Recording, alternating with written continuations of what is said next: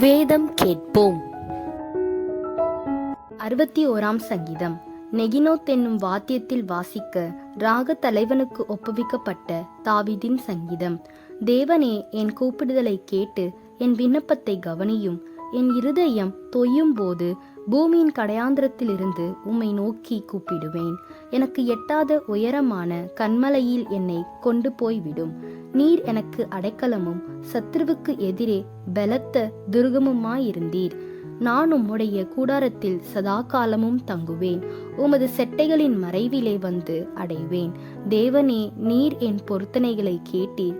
உமது நாமத்திற்கு பயப்படுகிறவர்களின் சுதந்திரத்தை எனக்கு தந்தீர். ராஜாவின் நாட்களோடே நாட்களை கூட்டுவீர். அவர் வருஷங்கள் தலைமுறை தலைமுறையாக இருக்கும். அவர் தேவனுக்கு முன்பாக என்றென்றைக்கும் நிலைத்திருப்பார். தயையும் உண்மையும் அவரை காக்க கட்டளையிடும். இப்படியே தினமும் என் பொருத்தனைகளை நான் செலுத்தும்படியாக உமது நாமத்தை என்றைக்கும் கீர்த்தனம் பண்ணுவேன்.